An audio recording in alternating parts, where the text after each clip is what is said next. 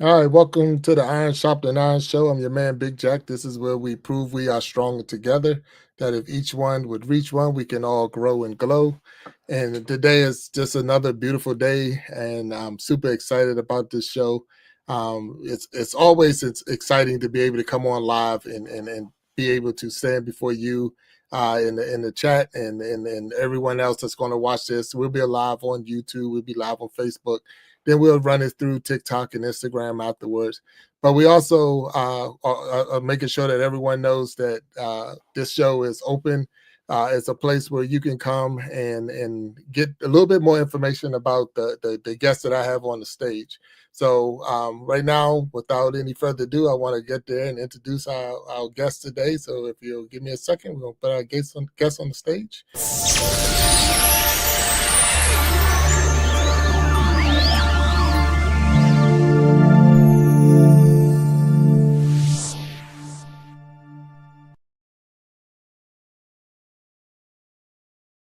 All right, welcome, Mac. How you doing? Surviving together. How you doing today? Hello, I'm doing great. How about you? I'm doing well, doing well. Thank you for asking. So you're on the Iron Sharpening Iron Show, and this is where we definitely prove that we're stronger together. And with that being said, we are live on YouTube. We're live on Facebook, and then as once this show is over, well, I'll pull it and cut it up as far as clip it, and then put it on TikTok, and I put it on Instagram. And then people are now starting to come into the chat. So when they come in the chat, we'll recognize them as the show go on. But I want to recognize you. I want to recognize you and thank you for being here and being out here with me today. So for those who don't know you, can you please introduce yourself and what are you all about right there? Well, my name is Mac, at least on YouTube. Um, Got a little too confusing with my real name, so I pretty much go by Mac now.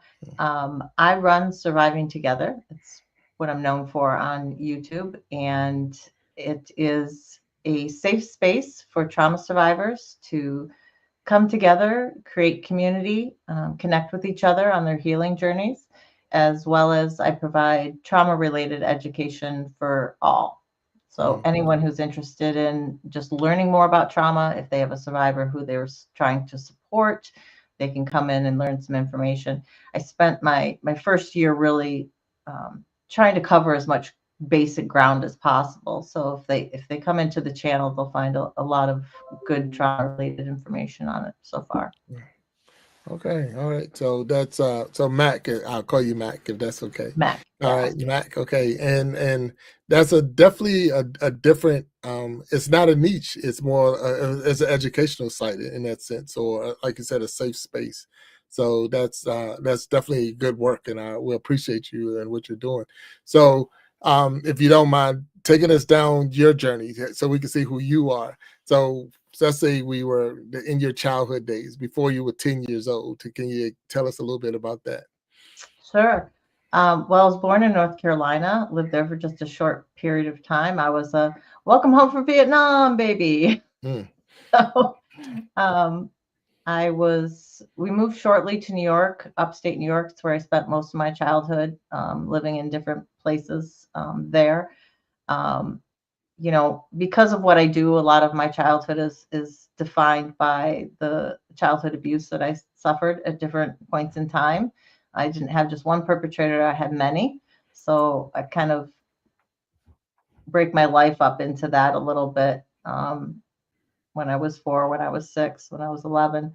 Um, but my dad he always wanted to do better, and every job that he took, every move that we made was always to better the family. So we were well provided for in that way. I had a very strict upbringing. My dad is very much a Marine through and through, mm, and always will be.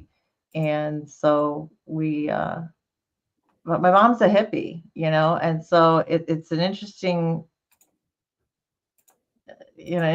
dynamic between the two and how they kind of viewed raising kids. And my mom was definitely the lovey-dovey person. You needed a hug, she was the one you went to. Not great on advice, but she had those hugs down pat. mm. And so yeah, just I moved every 3 years. I went to 2 different kindergartens, so I was kind of always the outsider. I was always the new person, and Mm, you just kind of get in your groove and then you got to move again. I right, always dreamed about having a best friend from childhood, and somebody who was always there. But we moved too much, and this is the 80s, 70s, and 80s, which keeping together meant letters, right? If you were gonna right. keep in contact, write a letter. Yeah, yeah, Well, for an 8-year-old, that kind of slides by the wayside pretty darn quick. So that was, but otherwise, fairly normal childhood. I have yeah, one brother, and he's his own person. right. I love him Now, to death. was the moving because of the military, or is it was just moving around? Because I know My you dad's said that was a Marine. Yeah. Yeah, absolutely. He went into the reserves right after I was born because they were downsizing a lot. So, but he was always very active in it. But each of the moves was always because of my dad's job. It was because he Mm, got a promotion or was offered more money to do something. So it was always, bettering the family. And I knew that and I understood it. It didn't make it any easier to accept because it wasn't like hey, do you guys want to do this? It was, came home one day and it was like, we're moving again. So, okay. oh wow, yeah.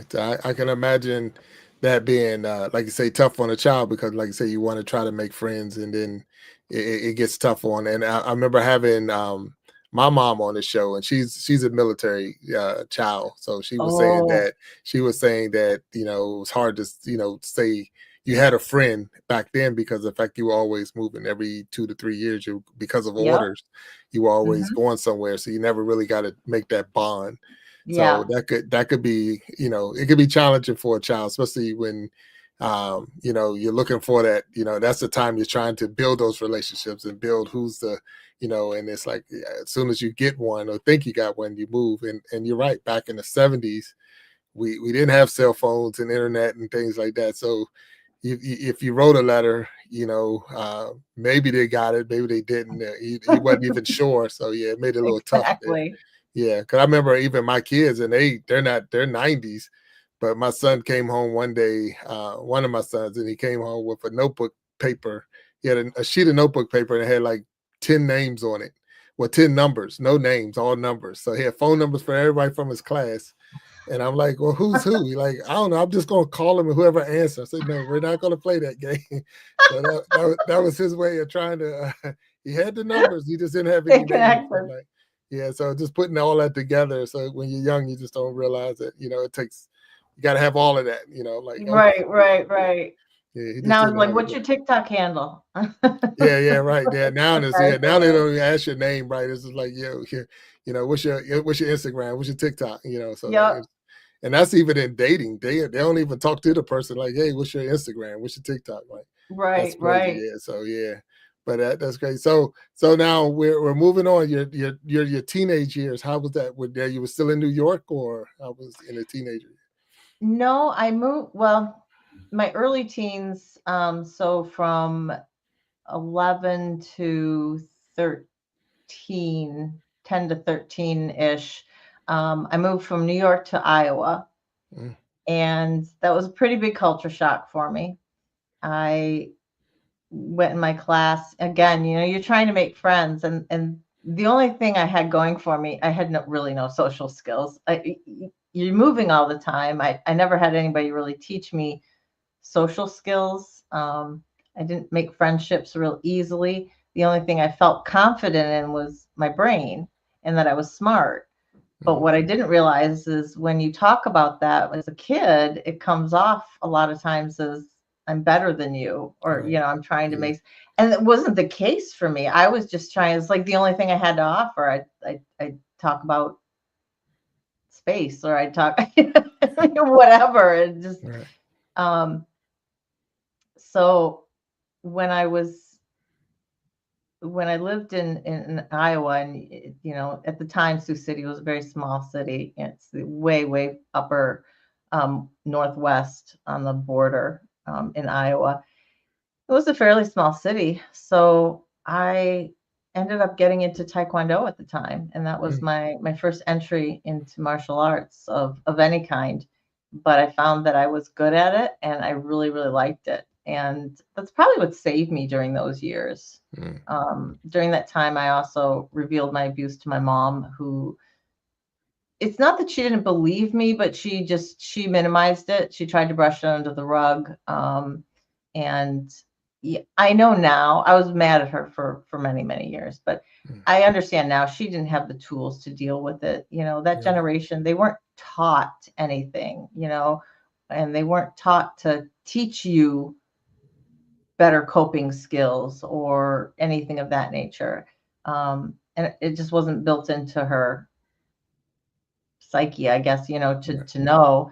And so it was easier just to not deal with it that way. But I harbored a lot of resentment towards her for a number of years, and it also compounded with me the feeling of you don't have a right to feel like a victim. You don't have a right to call yourself a survivor. Just everything getting minimized. Everything I went through then must not have been that big of a deal because I wasn't telling her about everything. It was just one specific instance. right. So um, home life was, my parents didn't always get along, so a lot of yelling. I come from a definite, yelling standpoint, and my dad. And it wasn't until I got older, right, that we realized a lot of things about our parents. And he always wanted the best for us. And but for me, since I did have that smarts, it was if you get an A minus, why isn't it an A? Right. So it's always pushing you to be better, not really realizing that as you're growing, you also need that, hey, you did that really well. Mm. And that maybe let's talk about why it wasn't an A little while Right, later, right. not in the Yeah, same conversation, yeah. to have that support. So um like I said, I love my brother, but we never bonded. Mm, He's his own person. He's very much an introvert. He's an artist at heart, and his interests were definitely not my interests. So it wasn't as if we were moving every 3 years, but we had each other type of thing. right, It, right. it was very much just two kids in a house. Mm, So I think Taekwondo saved me in a lot of ways. I started competing, and I moved right before a big competition, but that's when I moved to Michigan, and that was kind of my final move per se. I've right. moved within Michigan, but now I've moved back to my hometown. Um, and that was when I was um, 13. Mm, Yeah. Or no, I was 12 because it was 84 and I was born in 74. So I was 12 and I went down to the Junior Olympics for oh, wow. AAU Taekwondo. Right, right, It was right. the first year that they did it. It was the same time that the Olympics were in LA at the time. Okay. And so went down there and had a great showing down there and then kind of gave up Taekwondo for a while and just existed in the rest of the teenage years. When I moved to my last year of New York, if I had gone on to fourth grade there, I was supposed to go to a magnet school. It's kind of the beginning of the magnet charter school Okay. era. Right. It was really so it was going to be like a math and science type thing. Again, let's push the girls into the tough stuff, right? So I was going to go into math and science.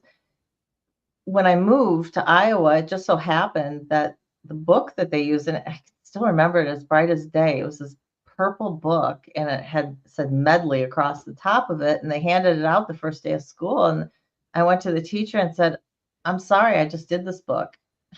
Oh, wow. Wow. So I had it in third grade, and they've got it for. So we had to figure out what to do. And there were some other kids who were kind of, I guess, ahead of their class. So they split us. So we were in the same classroom, but it was 4 or 5. So it's depending on what the subject was, what kind of level you did. Right, And right. um, it was awesome. And to at least in school, be pushed. So, I always loved being at school. It was so much easier than being at home at the time. Mm, With just lots of yelling and chaos chaos there. So I did like being at school, and I did have one teacher, my 6th grade teacher, who really believed in me and also believed in my writing ability, which at the time, really until my early life, my early 20s, I didn't ever do anything with my writing. I knew I was good at it, but I didn't like doing it because I always Right. get stuck. How do I start this or whatever?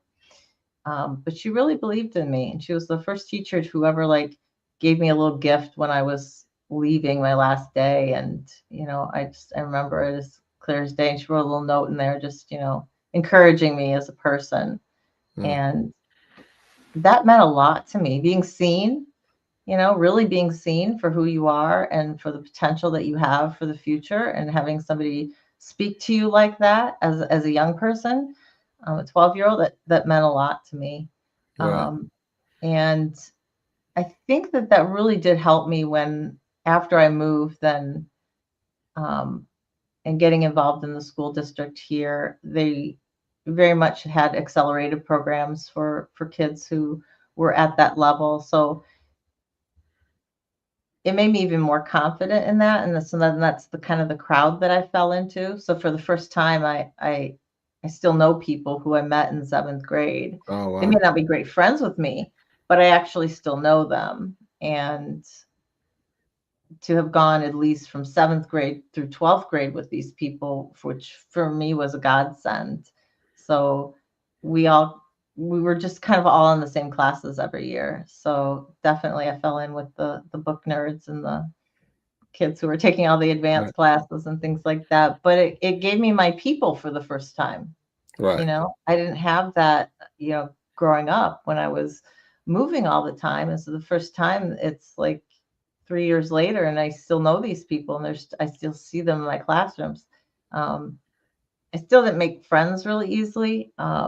And it wasn't until, um, I think I was like, well, it was 13th till I entered high school, and then I met my best friend, who was my childhood friend. She was a couple years older than I was, so she was a few grades ahead of me, but we were best friends throughout my entire um, rest of my high school career Right. there. So it very much meant a lot to me that I found people who understood me for me. It was really the first time that I felt seen for me and my interests and what I like to do, and that they're special in their own right. And um, it's something I really encouraged in my son when he was kind of growing up and going through, middle school's tough for any kid.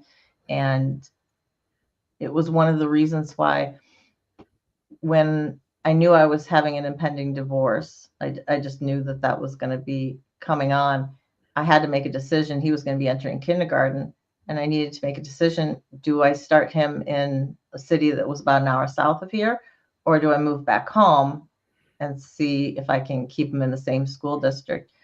Because I moved so much, it was so important to me to give him that opportunity. Whether he did or not, I didn't know, but to give him that opportunity to meet somebody who he would have, hopefully for the rest of his life, or at least his childhood growing up. And lo and behold, he is a young adult now and graduated from high school, and he is still best friends with his best friend from kindergarten. Oh, So wow, that is good. I, Well, that stability helps a lot. You giving them a place to, we could yep, call, this is one place that didn't move, and I can actually build that relationship. So that's cool.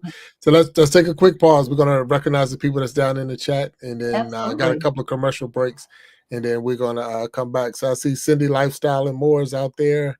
Hamina Dream Girl, if I'm saying it right, hopefully. Blissful Renee is there, and thank you for being here. Patty, thank you. B. Hello, B, and thank you for being out here on the Iron Sharpening Iron Show. I know Sharon Jackson, that's my mom, Sharon Jackson. Denise Jackson is out there, and hello, that's my aunt. Aunt Nisi is out there.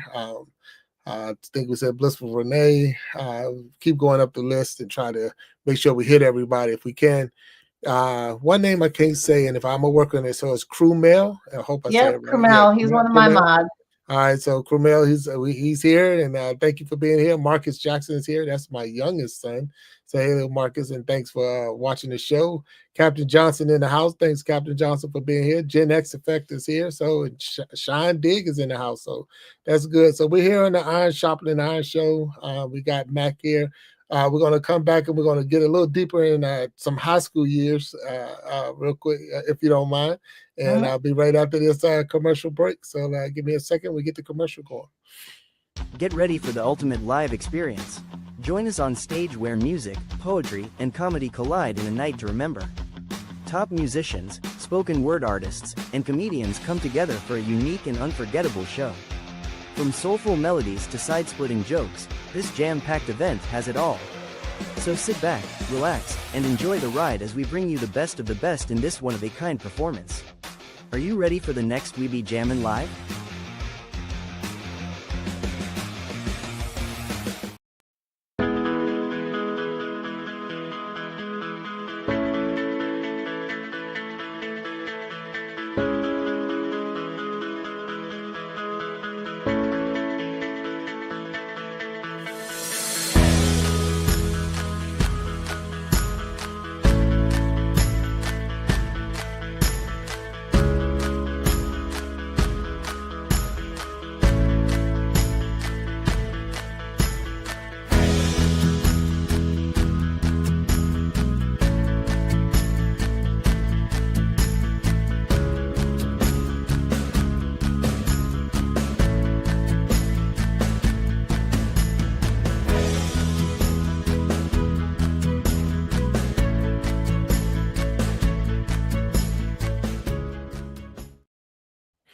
All right, welcome back to the Iron Sharpening Iron Show. Again, your man Big Jack. And for those who don't know, you might be new to the show and to this channel. My motto, my community is to grow and glow together community. So that's the community that I push. And so if you're here and you put that hashtag grow and glow together down in the chat, we will enter you into a giveaway that we do at the end of the month.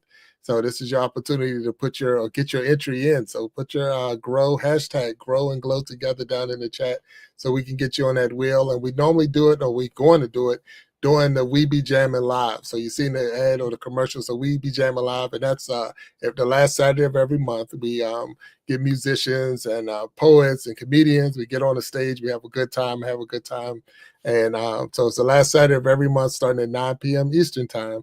Is when we do We Be Jammin' Live, and that's when we would actually spin the wheel and give away some prizes. So thank you, and let's put that hashtag grow and glow together down there. So I got Mac here on the stage, surviving together, we're having a conversation of her growing up, and we've been through elementary, a little bit of middle school, and some high school, and that's where you made. So my big turn for me, Mac, it was in the 7th and 8th grade. So I had a big struggle in 7th grade. So I tell it, and I have no shame in telling it now, but in the 7th grade, I went three times 7th grade. So I went to 7th grade, I failed, went to summer school, failed, went back to 7th grade, failed, took summer school again, and then I finally passed. And the big turn when I got into 8th, it was a teacher. It was a teacher that actually, and I'm gonna say, I know my mom believed in me, and I know my family believed in me, but having someone outside of your family circle that actually said you can do it, and that was one of the biggest push right there, and that was the thing I think that pushed me through. And sports also, because now I'm getting ready to leave 8th grade, going to high school, and the sports, it gave me something to strive to. It gave me something to work towards. And because of that combination, my best friends are from that time. That is my time frame where I can say my best friend in the world is right there in that 7th and 8th grade land. Even though we knew each other from little kids, we didn't become friends until that time. And right. You know, that's my brother from we say another mother all the time, but that's my brother. So and that's how it was. So. But we got you on the show, so we want to find out about you. So now, still, I have to tell you, Big Jack, I have to tell you that I'm so proud of you and just amazed at your perseverance. That even if it was your mom who was like, "No, you're going again," but you did it. You persevered until you finally made it, and so I'm very proud of you. There are a lot of kids who would just end up totally defiant and be like, no way I'm going that third time, but you did it. So No, and I happy. appreciate that. I appreciate that. You're right. It was I think the shame part started getting in there because I'm the oldest in my generation. So my cousins, and if you start looking, they're like they're getting ready to catch me. And like, if I Mhm. don't do something, they're gonna catch me and pass. Like that's not gonna happen. The competitiveness in me is not gonna allow that to happen. And then some of the kids, like when you're in elementary school, you see them, but when you get to middle school, it's like a whole new set of kids. But when you Yep. don't pass, those kids pass you. And then all of a Yep. sudden, the ones that was in elementary, they're starting to come in and like, well, you still wait a minute. Yeah, well, I remember you Wait a 2 years minute. ago. Like, wait a minute. How are you still Oh, here? yeah. So that was, and it was like you say, and it was the push that you have to do it. And I remember my mom; she used to be in the federal government, and they go by grades. So, and when she was a grade 7, and I'm like, I'm in the 7th grade, and she got promoted to 8, and I'm like, I gotta get promoted. So that was like a little game for a while. So, like I gotta get promoted because she got promoted. Perfect. So Perfect. whatever it was, it worked. So that was a big strive. So I thank her for keep getting promoted because it helped me stay on that promotion thing. And then she used the one thing I had a passion for was my mom's threat to me. Where it wasn't about the beating and things like that. It was no abuse in it. In that sense, it was more you can't play. And I was like, "Whoa, wait a minute, Ooh. wait a minute, I can't what?" So if you can't go to school, you can't play. If you can't do this, you can't play. You can't. So I'd rather, here I'm going to school because I want to play. I'm going to do this because I want to play. So she's in the chat now talking about football. She knew it. So she knew what my heart was, and she knew if she wanted to get me to do the right thing or Right. either do a threat that I wasn't going to be able to do that. And that was Exa- it. Then because I got to the point, I wasn't just letting myself down. I was letting the team down because they was relying on me to do my part, Yeah, and absolutely. that was enough to push me to get through. And I thank God for that. I really do thank Yeah. God for that. So she used a passion of mine as a not as a weapon, but as a motivator in a sense to Yeah, get me to an do the right incentive thing. to do what you Yeah, wanted to do. Yeah. yeah. So that was definitely, and it was definitely trying. And the big thing was it was English and math that was my hang up. And I'm okay in both. I mean, I really was, but it was just I don't know why I just couldn't get it. It just Hmm. wasn't clicking. It wasn't, and even in summer school, it just wasn't clicking. And I'm like, I don't know what it is. And it Yeah. really, and I'm in the 70s too. So, and when that happened, I can't remember what year it was. It had to be in the 80s. But at the same time, it was like no one's really it was more like what's wrong with you. It wasn't no one was trying to help you Hmm. find out what the problem was. What is it? Because you're stuck. And Right. Right. it's like, if you ever been in the snow and been in the mud, your tires are spinning, but you ain't going anywhere. And that's where I was. My tires were spinning, but I ain't going anywhere. And that was a Yep. big hang up for me. Big hang up for me. Yeah. But you're So right. We didn't have the support services that they do now. That if you were stuck for so long, they'd be looking at it and going, "Do you need an IA? Do you need, what can we do differently, to try and help you?" It was just like, get it together. yeah, and that was it. And a lot of times because it was one of those we didn't know some of the struggles, and we didn't, like I say, you didn't look at it as if it's like what's wrong with you, and even if you did have something wrong with you, it's like I need help. But if you went to anybody to saying you need help, then it was like you say, it was brushed off. It Yeah. was no one was coming to you, or no one was saying, okay, let's find some services for you and things like that. But yeah, so I'm sorry. And that was a lot of time. So let people just forget that you need help, and that was You're a right. big one. So and you didn't know how to call out for the help. So Yep. I know I don't want to get too sidetracked because I can tell my story, but I'm here with you. I want you to tell your story. So That's fine. no. So I know how high school was for me, but how was high school years for you? And now you have a friend. You said you had a friend and you're starting to get your Yep. groove on. So Yep. So, I had a best friend for, even when she graduated, and went on to college, we were still friends then. Um, and then I had my school friends, the people who I, just fell into because we were all in the accelerated classes together. I mean, we would have 3, 4, 5 classes a day that were similar. So we were spending all day, every day, at school with each other. So we got to know some of them, really well. One of them was always just a good friend of mine, Gene, and he ended up walking me at graduation. We never dated, to me, people say guys and girls can't be platonic, and I argue against it because I always had more guy friends than girlfriends. And, Gene and I never looked at each other sideways and even considered ever dating or whatever. We were just good friends. So I do think it's possible. I also got involved in high school. I rated cross country for a few years, more to torture myself, I think, than anything else, because I wasn't great at it. I was just good enough not to suck. But it did give me an outlet during the fall. But I also got involved in Model United Nations. So you pretend to be a country, and there'll be a situation that you need to deal with, and then you have to deal with that situation as your country would, as whatever country you took on. And so we went to Yale, went to Harvard, did some big competitions and stuff. And again, something that was just using my mind, and I could really get into it. And that's where my love of research really started. I love research. And even now as a lawyer, that's my specialty is research as well. Right. So that definitely carried with me, but that's really where it started.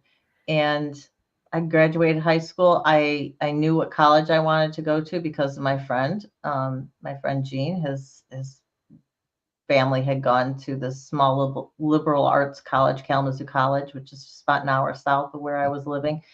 But the reason I wanted to go there in particular is that I always wanted to A, travel, but B, I'd always wanted to go to Africa, because doing Model United Nations, when you apply to such big competitions, if you're not like, a huge school, you kind of get whatever's left over in terms of countries, US, USSR, all that kind of first world countries, they go to the big schools. So really we were always third world countries were our options. And I just always chose Africa because I could replicate some of the research. I didn't have to start from square one, but I always just loved the area. I love archaeology. And so, Kenya, Tanzania, Uganda, that area, I just was fascinated by it, particularly from an archaeological standpoint. So I always wanted to go, and they have a foreign study that's built into the program that you go for 6 months. So you still pay your regular tuition, but they fly you over there, and then you go to college somewhere else. And I chose to go to Kenya. So I went and lived in Kenya for a while during my college years afterwards, and fabulous experience. Just a fabulous experience. I took an archaeology class, and we took a field trip, and he's walking around and he picks something. Look, this is a hammerstone from the Stone Age. Oh my gosh, so and just a chance to be with such a different culture. They have a lot of Indian influence, then British influence, of course, because they were ruled by the British until in the 50s.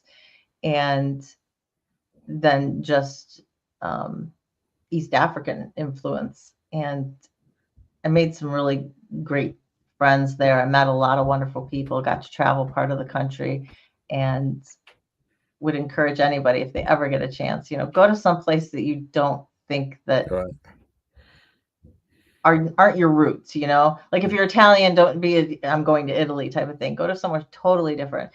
And I guarantee you enjoy the experience. So it was one of those choices I didn't even have to think about. I went down to take some aptitude tests so they could figure out where to place me. And just walking on the campus, I went, yep, this is where I want to go. So I was there for my 4 years, and I loved every inch of them. But the college experience also brought to me really the beginning of my healing journey from my abuse. I saw somebody, I'd seen therapists throughout my teens, but never really did a whole lot for me. And for some reason, this one counselor at school, I kind of got to a breaking point with this war inside my head as to whether or not I was a survivor, or whether I was a victim of anything, whether I was making things too big in my mind. And for the first time, someone gave me permission and said, no, what you did suffer was abuse. Yes, you are a victim. And just that validation for me, it really allowed me to frame my experiences in the abuse lens, realize that I wasn't crazy. I wasn't making a bigger deal out of something that didn't need to make a big deal out of. No, I went through a bunch. And so being able to solidify that really was the beginning of my healing journey. I couldn't move on until I really was able to say yes or no. I should be dealing with this, because if it's not a big deal, what are you dealing with, right? Right. So at that point, I pretty much dedicated, I've always worked with trauma survivors in one capacity or another. I went to Philadelphia, lived there for a little while during college as part of another program. And you take one class a week, but the rest of it is all working. And I worked for the rape unit in the Philadelphia prosecutor's office. Right. And I also volunteered with it was a program that was affiliated with the local shelter to help do math tutors for people who wanted to get their GEDs. So I met a lot of domestic violence, survivors, and some pretty severe. And that was something that opened my eyes up to a whole different area of trauma.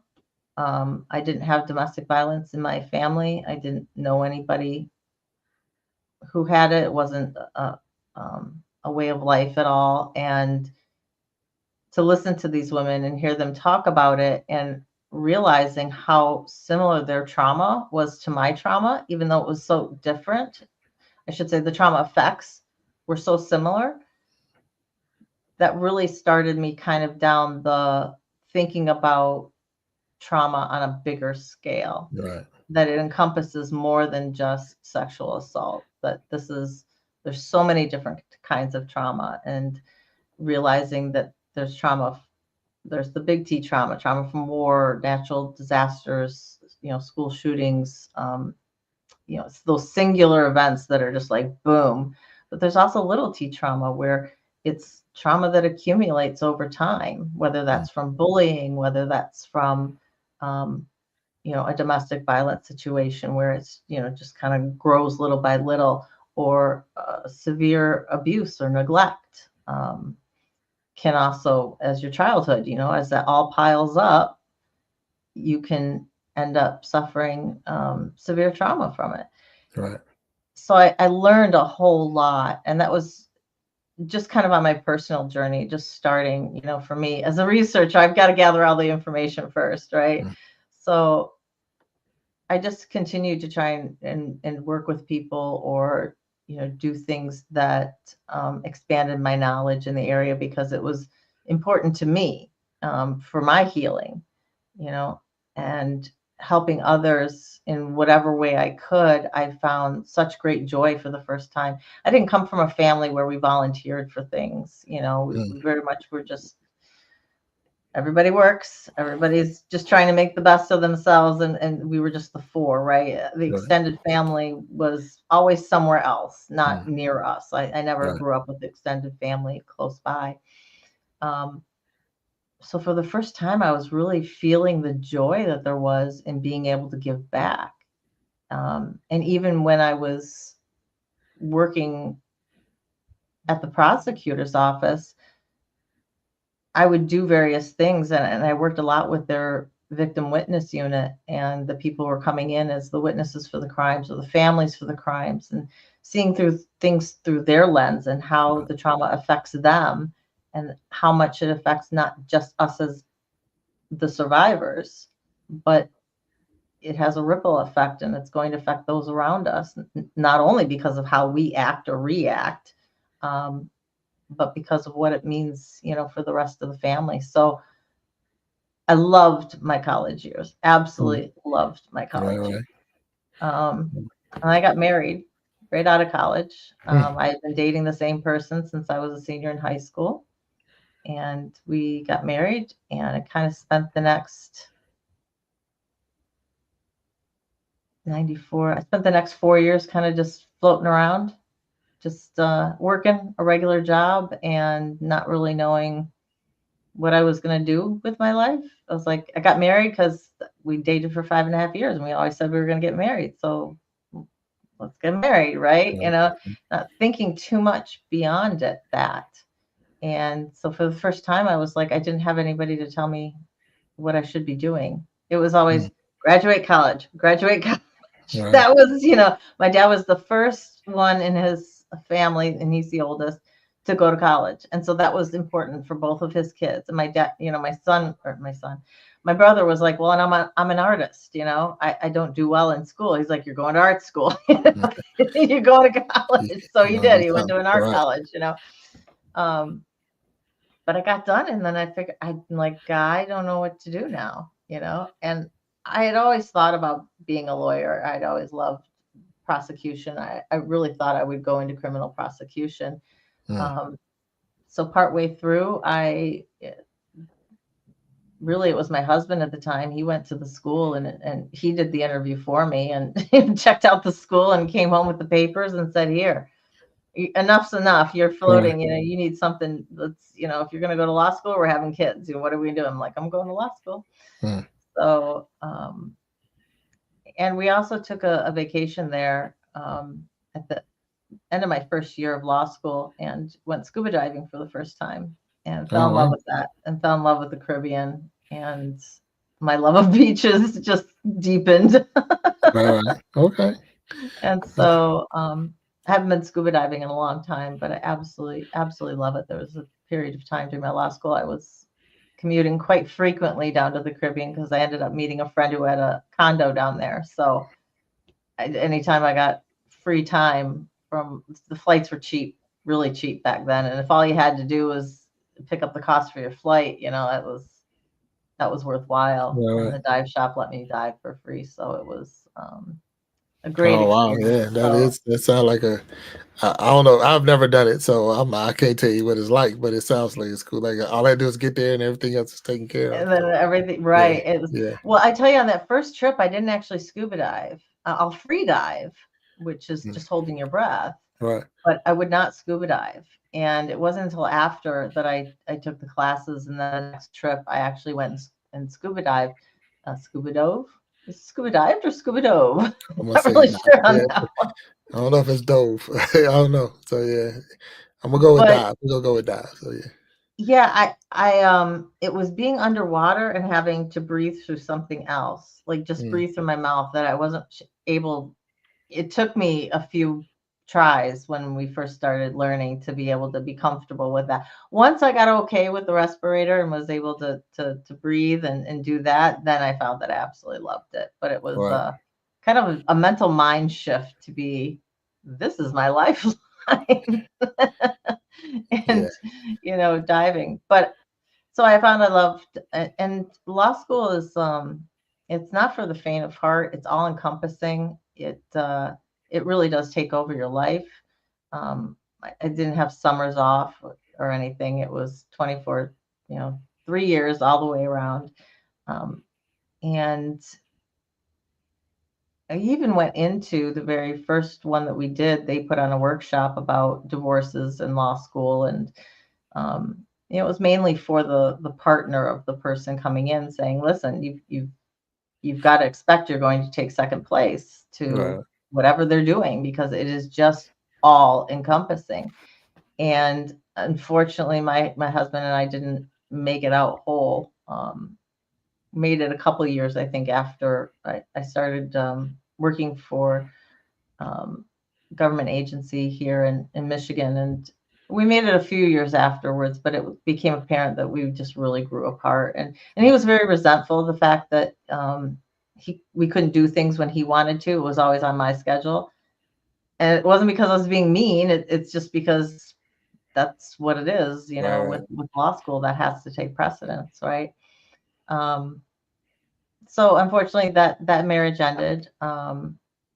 But at the tail end of that marriage, I actually got back into Taekwondo again. I'd taken Tai Chi and a class here and there type of thing, but I hadn't been a part of a school for quite a while.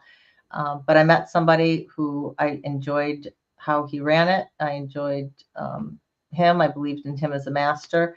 And so I started up Taekwondo again and started doing competitions again. And it's probably in the best shape of my entire life in my Yeah. early 30s. Okay.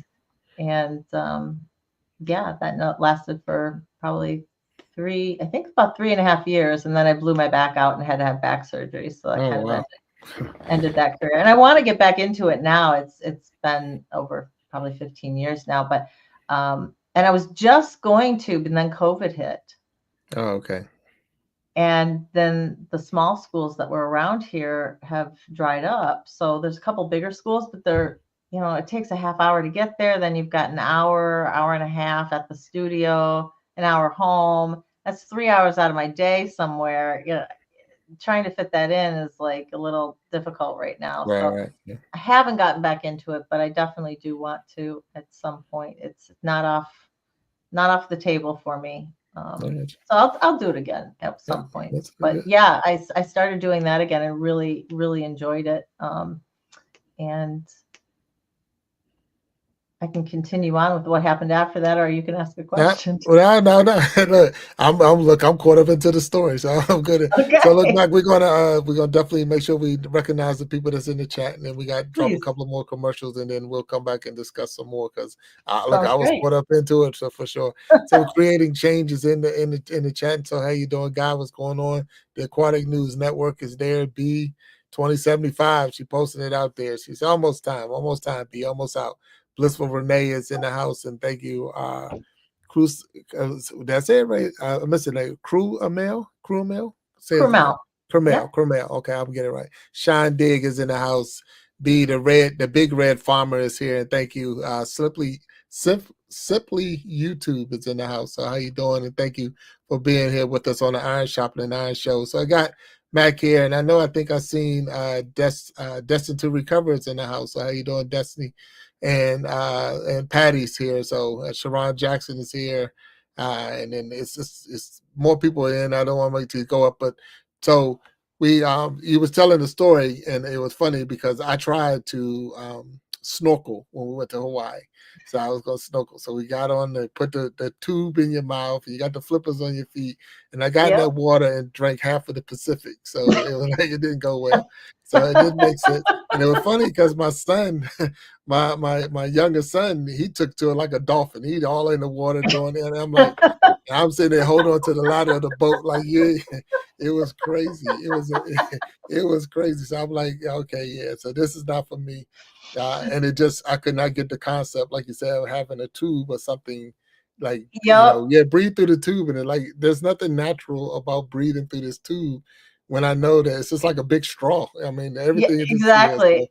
So you got to make sure the other end of the tube stays above water too. So you well, can't just look, it's Big Jack, and Big Jack, look, I'm like a rock. It was, and like I'll go straight to the bottom of the ocean. So it is, and I was like, this is nothing like I thought it was going to be, right. and I can say I tried, but at the same There you time, go. I wasn't going to allow it to beat me and take me down. So I came out the water, watched my son, and he had a good time watching dolphins sleep and seeing all these other fish and things out there. And I'm like, yeah, you're good to go. So I'm glad he had a good time with it. But it was an experience. Absolutely. It was an experience. So I said I'll do the things I can do on land, so I don't have to worry about the Right. water like that. So, yeah, We'll because just I love adjust the bucket list to we'll scratch off anything involved and I water love there. I love to fish. I love to do those things. I love to be out on the boat and be in the water, but that snorkeling was not what I was thinking. I'm thinking like you stand up, put your face in the water and look, now this is crazy. That's a So different ball game. Yeah, it was a whole different experience, and I don't know if I will even try to get again. Like, and I can swim. I know how to swim, but Hmm. that ocean was just way too rough for me, and it just Oh, anyway. Yeah. yeah, if it's choppy at all and Oh if it's your yeah. first Yeah. time, then that can be difficult because Nah. again, you're trying to keep that snorkel above water, and if you've got waves that are constantly crashing, Yeah. it's, It was difficult. horrible. And then they give me this, look, this big jack. They give me that little tiny noodle. That noodle wasn't doing nothing. I'm like, you, what are you gonna do? Yeah, take this noodle, this little noodle wrapped around me. What is that gonna do? I'm like, that was a waste of my time to get. Why would you throw that noodle at me? But like, Oh, anyway, it's okay. that's It's all good. hilarious. I can say I've done it. And that's one There thing you go. I can actually say I've done it. So we're gonna hit a commercial real quick because we're pushing that We Be Jamming live, and then some more shout outs. So give me 1 second. We'll be right back talking to Mac, Surviving Together. When I come back, we're gonna talk more about your name and what does that mean to surviving together. Get ready for the ultimate live experience. Join us on stage where music, poetry, and comedy collide in a night to remember. Top musicians, spoken word artists, and comedians come together for a unique and unforgettable show. From soulful melodies to side-splitting jokes, this jam-packed event has it all. So sit back, relax, and enjoy the ride as we bring you the best of the best in this one-of-a-kind performance. Are you ready for the next We Be Jammin' Live?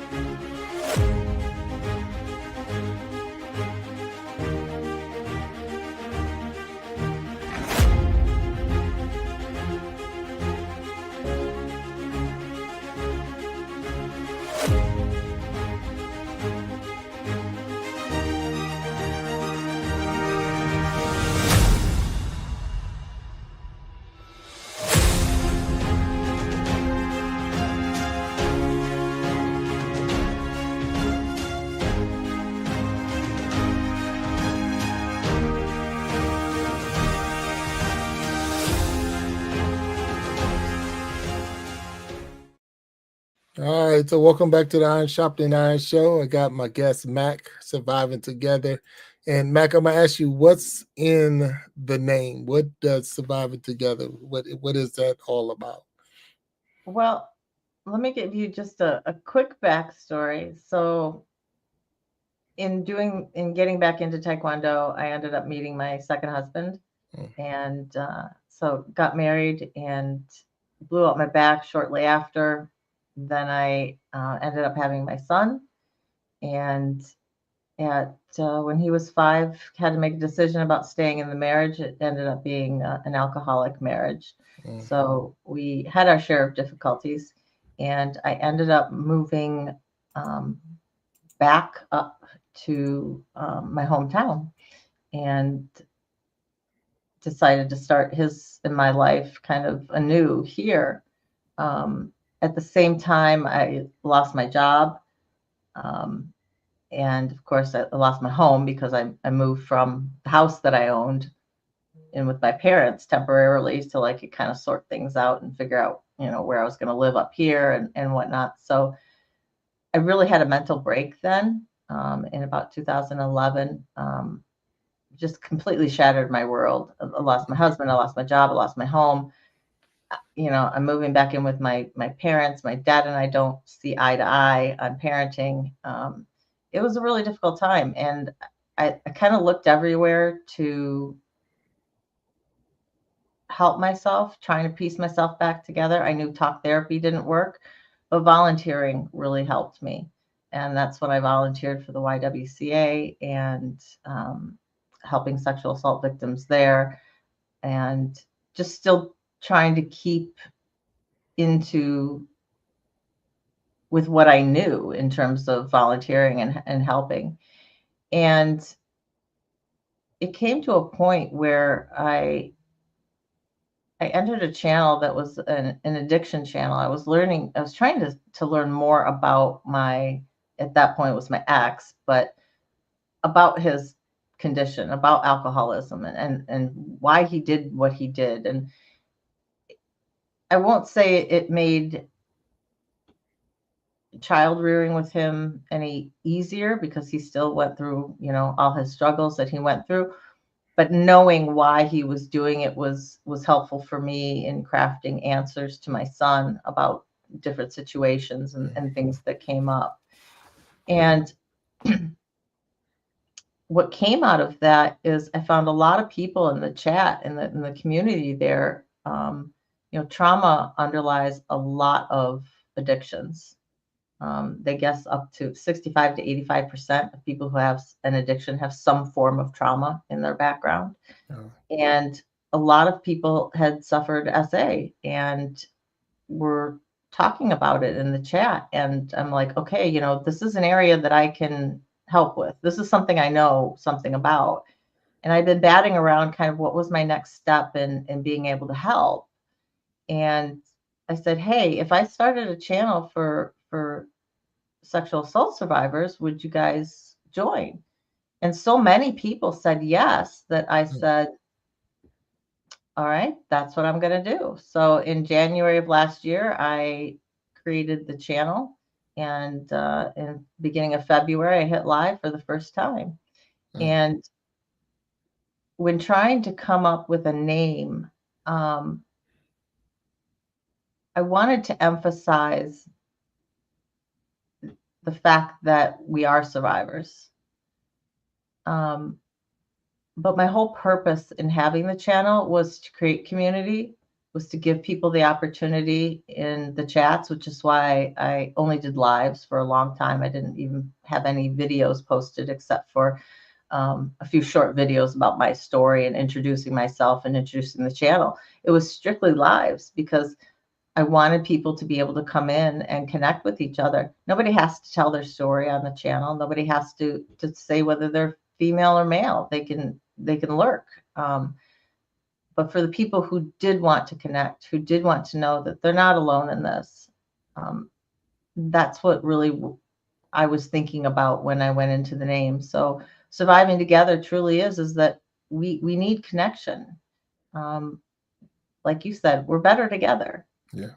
And if I can impart whatever knowledge I have and help anyone on their healing journey, that's what I want to do. I'm here for you. I understand you. That's why the end of my intro, I always say, we believe you, or we hear you, we see you, and we believe you. And it's very important in the survivor community because a lot of us aren't heard. We aren't seen. Whether we talk, we're not heard because we're silent. We're not heard because we speak and people don't believe us. I want people to know that there are others out there, no matter what kind of trauma you're dealing with. And so it's something that I've been expanding upon in my channel this year is, different types of trauma. And I started really solely focusing on sexual assault, but in my research, because I have learned so much doing this channel. Every time I research something, I'm learning something new that I didn't know before, whether it's something new that came out about trauma and a helping technique, or they've discovered that the body, does this, that, or the other thing. I'm always learning things. And so I told people, I'm on this journey with you. Our journeys never end. And life hits us with this, that, and the other thing. And that's part of your journey, your healing journey, I do believe. Because sometimes life will hit me and something from the past kind of gets mixed up in whatever that new experience is, and I don't react quite the way I should. Even on my worst days, if I come on live with people, it's just amazing the community that has developed now and how kind they are to each other. And that's my biggest thing is I want everyone to feel welcome there. If I'm talking, all of my mods and really anybody in the chat knows, please welcome whoever is coming in. If I'm just kind of yabbering on and I'm not noticing the chat, please make sure that you're identifying yourself and giving a call out to that person so that they know that they are seen, so that they know that they're will be believed if they have anything to say. Mac came about because after I had a few lives, it became apparent that my given first name is Sharon. I had Sharon's in the chat. I had Shannon's in the chat. And then there was me with my name on screen, and we could never quite figure out who was talking to who. Yeah. So, but Mac, real quick, I'm sorry, because we're right at the hour. So I want you to go into it. I definitely want to hear about the Mac. So I want you to save it with, and can you go with me with the after show? Okay. All right. So we're going to get into the after show, but I want to hear. So we're going to save that piece. So okay. Hold on. We're going to go right into it. We're going to get the after show going, and we're going to find out a little bit more about the Mac, because I want to hear about this. So watch out. So we'll be right back.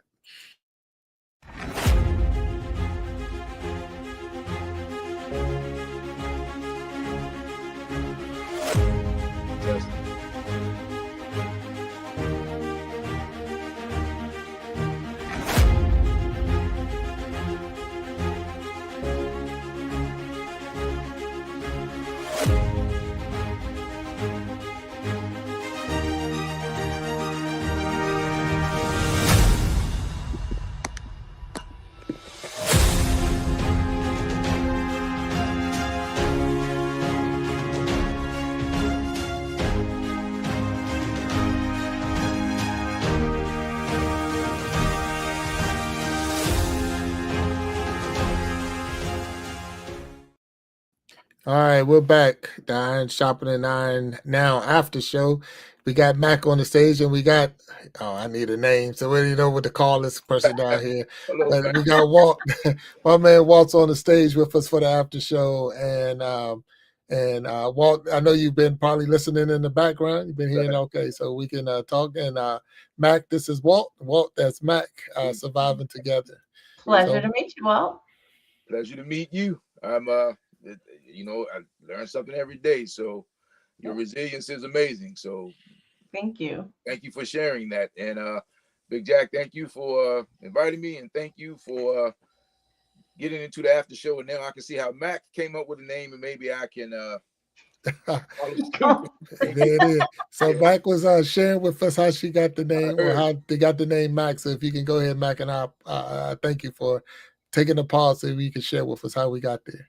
No problem, no problem. So Mac is a nickname. I chose it for myself, actually, because it's short for Michaela. I always loved the name Michaela. And when I was growing up, when I was kind of in my early teens, I always thought, well, if I had a girl, I was going to name her Michaela. Well, then it became really popular, and everybody and their mother started naming their kid Michaela, every combination you could possibly think of spelling-wise. And I went, well, F that. There goes that name. I'm never going to call a kid Michaela. So I took it for myself. It's funny because in the chat, real quick, B said that's her daughter's name, Michaela. Yeah. So, and Walt, she said the man, the legend. So there we go again. So there it is. There it is. But I'm sorry, B. Mac. I'm sorry. Go ahead. No. That's fine, and that's hilarious. See, I'm glad I didn't use it. Well, I had a son anyway, so it didn't matter. But yeah. But yeah, so I took it for myself. I always loved it, and I couldn't use it for a kid, so I appropriated it. So Mac was nice and simple and short, and that's what I've been known ever since. So it seems to work out well, because I've actually met like 3 more Sharons even in the last 2 months of people I've connected with through various means. And it's like, my goodness, we're all over the place now. That's like my mom. She's a Sharon, so she's not Sharon. She's Sharon. So, yeah. But a lot of people say Sharon, but it's Sharon. So yeah. So that's. She spells it S-H-E, right?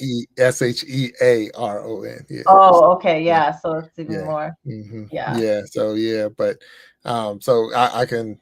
That's like my name is so common. It's 5 of us in my family, so we got the exact same name. So we all had to come up with something so if we're all in the same family function, we had to have, how you just say that one name, we're all looking like that. Now we're not talking, I'm talking to this one, not that one. So right, exactly. Different. Yeah. So it's like, just too many of us. But well, I never got a nickname growing up. I mean, my dad might call me Cher, but that's just because it's 1 syllable, not 2. It's not really a nickname. So I never had one growing up. So I didn't have anything to draw on. So I That's why I picked it myself. There's nothing wrong with that. There's nothing that's pretty cool. So then you did say that you volunteered with the YWCA, and from that is where you started helping people who and that was without the YouTube, but then you took that Right. same help to the YouTube world and actually built your channel around a group of people who are all surviving one way or another. So Yeah. yeah. And then eventually I, expand. Well, it actually happened quite early on. We were attracting other survivors and realizing that, not all of us had the same type of traumatic event. But our traumatic effects, the things that we were dealing with because of our trauma, were all very, very similar. And it is. The traumatic effects are very similar. Not exactly the same, but enough that it can be rolled into one channel this way, and that survivors of different types of trauma can still find connection, and it's still beneficial for them to connect in the chat. And then opening it up, finding a way really to open it up to anybody, because I wanted anyone who is either a survivor or is supporting someone who's a survivor. Maybe there's someone in their family, maybe they haven't given a lot of support because they didn't know how. Or people who are just interested in general, because the statistics are absolutely incredible. 1 in 6 men in their lifetime will suffer some form of sexual assault. The numbers for suffering trauma are even higher, trauma of any sort then are even higher. So even if you at this point in your life don't know someone who's a survivor, it could be you later on. It could be somebody else close to you, later on. The chances statistically wise of it happening are pretty great.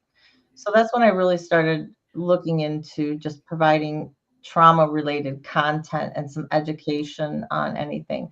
And that's why I said my first year, I really wanted to get kind of almost all the basics. What is trauma? What kind of effects do we have? Talking about those effects, talking about grooming as a for predators, for kids, but also for adults. And how does that look? And how does that differ? So that's kind of what I spent my first year doing. And I had a few guests here and there, but this year it's about expanding upon those subjects that I covered and really starting to cover them in depth or cover them from a different angle. I have started dabbling my fingers a little bit into, you classify it as true crime, but I'm only covering the crimes where I think I have something to say on it.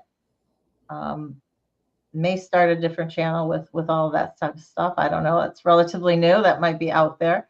But yeah, it's been a big year so far. I won the Women Changing the World Global Award in Women in the Journalism and Media category. Right. Well, congratulations. Thank you. Thank you. I was absolutely shocked. I streamed it live. People saw me. I was just like, oh. I'm like, you can't, what? I have this 400 subscriber YouTube channel. What do you mean that I can't beat out Dr. Terry Rouse? What? This is just like beyond anything from me. And then I got the email that they were asking me to author a chapter in their anthology that they put out an anthology every year. And they asked me to author a chapter this year for the anthology. And I'm really excited about that. The book will launch in New York in November 7th. So I plan on being in New York for the launch at that point in time. Big honor, really big honor to be part of that, be my first published book. So yeah, a lot of great things that are coming out of this year, meeting a lot of new people, trying to network with different people and bring guests on that bring something to the show that either have to do with what we've been talking about, or I've got several men who I'm going to have on who are going to talk about different subjects and trauma from a men's perspective, because their experience is different than ours. Even though we're going to suffer similar trauma effects, there's still certain things with take men who are victims or survivors of sexual assault, or men who are survivors of domestic violence. You know, these are areas that just aren't talked about a lot. There's still a huge stigma for men, and being able to bring that to the forefront and have some others. You know, it's one thing for me just to talk about it, but I'm not a guy, you know. And so what's your experience like on the other side? So definitely look for some things like that coming up this year. Yeah. And it definitely sounds like a interesting topic, because I know a lot of, especially being a man. So it's just more, if things did happen to you, it would been more, don't say anything. You would have hid it. So you would have tried to, because you didn't want anybody to know that you was, that you got caught up in something, or you got in it. And it don't have to be sexual assault, but any type of abuse in any kind of way that, Yeah. or any type of trauma, because it's like you're taught for years, and it's unfortunate that you're not even supposed to cry. You Yeah. got to tough it out. You got, what are you doing crying over there and this and that? And so you end up hiding or putting a lot of stuff away because of the fact that, you don't want other people to know that you're either weak or soft or whatever. But you wasn't weak or soft. You were really going through some trauma. You were really going through some Absolutely. issues. And then a lot of people, I mean, especially men, as they get older, and they like, okay, wait a minute, enough is enough, and you finally let the, when you're sick and tired of being sick and tired and all of that other stuff, and finally let it out. And then it's like, well, wait a minute, why you didn't say this years ago? Because again, like you said, no one was listening. And then when I was saying it, no one was hearing me, and no one was believing me, because it's like, well, you can't have these problems. Look at you, this. Like, I get just as many problems as the next person. I went through the same thing. Like when what I would say, it's, we talk PTSD and how new that is. Yeah. I mean, I was in the military, and I don't think I had it, but I know for sure. We watched, like, I played ball, and I know I had a lot of concussions, so my brain is all shook up in there. And and one of the big things I did mention, I think in my last show, was when I did get injured. And I was afraid. I for the first time on the field, I was afraid. I changed everything about how I used to play, because I got injured. They did all the surgery, and I was afraid of getting hurt again. And because of that, you had to hide that fear, because they're expecting you to perform. They're expecting you to do whatever you got to do. But at the same time, it's like you're really not getting 100%. You're not even getting 85%. Because if someone was going to come and they was going to hit me, and I'm thinking it was going to hurt, I was dipping and tipping on that. And you're already pulling back. Yeah, and that, so in the I guess a blessing to it was, I was able to hide it for years, but I couldn't hide it from myself. And that was the big thing. I couldn't hide it from myself. And because of that, I always tell, like I tell any kid, my sons, and, when you can look in the mirror and say, I gave my all. And once the injury was over and I got back on the field, I could never look in that mirror and say I gave my all, because I know I was, it wasn't the best I could have done. And it's unfortunate, but those are things that, I don't have no problem sharing now. But if you'd asked me that at 23, 24, 25, you wasn't going to get that answer. So, yeah. And well, I see you down there in the silent mode. Man, I'm just taking it all in. And a couple things that just come to my mind is, one, not being able to express your emotions is traumatic in itself. Absolutely. So shut up before I give you something to cry about. All of that, that's trauma. And then also, hurt people.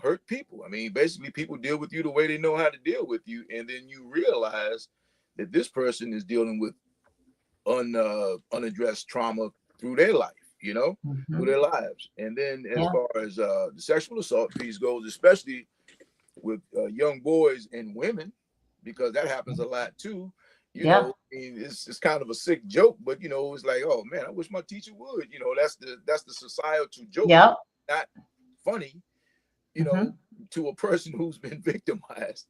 Exactly. So it's just great that you have the channel and that you're able to reach out to people, because just think about how many people you get to touch now.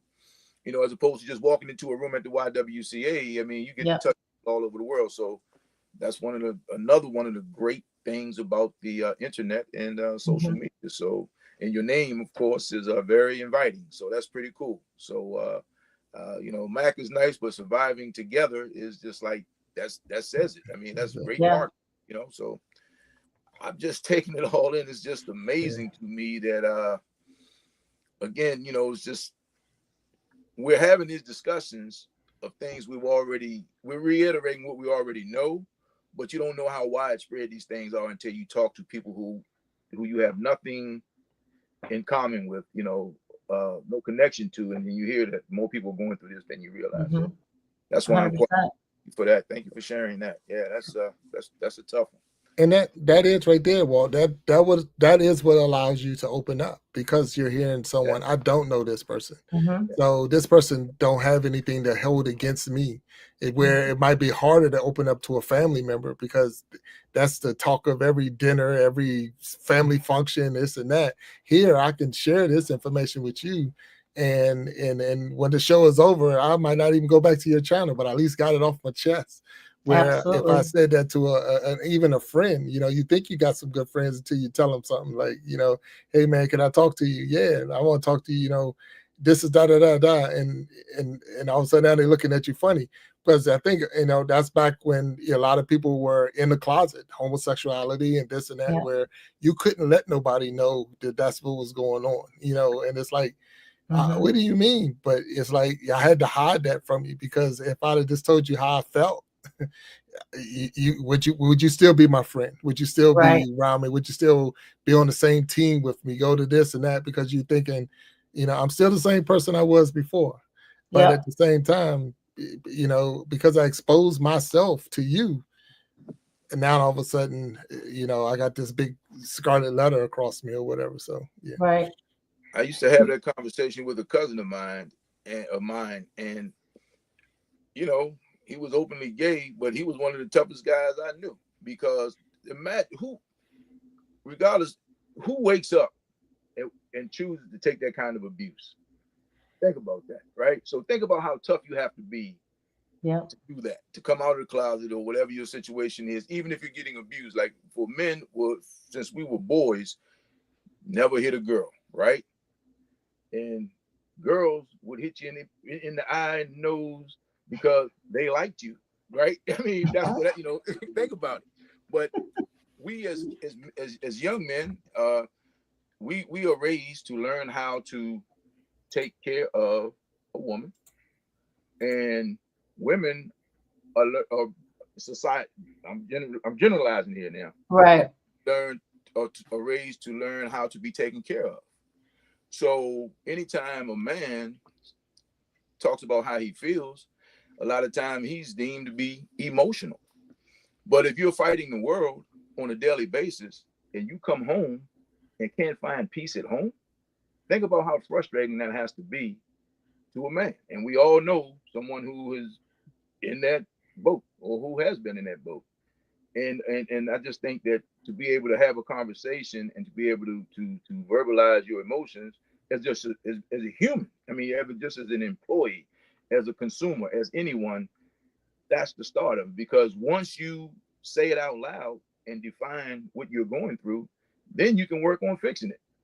Absolutely. But so you have to call it what it is, because it may not be what you think it is. I mean, what you call it, it may not be that. You know, this may be covering something else. So it's a great topic. I mean, it's a great discussion, and I think you're doing a great thing. And the one thing that you caught me on, I wanted to ask you this, if you can just go back for a minute. Sure. When you said you went to Africa. Yeah. What was your experience? Because Africa is 54 countries, right? So people say Africa, what we were taught in school, what you were taught in school, and your experience when you got to a country in Africa and you realized how big the continent of Africa was. What was your experience? I had a really interesting experience in Kenya. I think, you know, my education, because I was doing so many Model United Nations and I was delving into, you know, the people and the governments and how they interact with their own people. I had a little bit better of an understanding of knowing East Africa from West Africa, from sub-Saharan, you know, kind of, and the archaeology kind of gave me that base a little bit as well.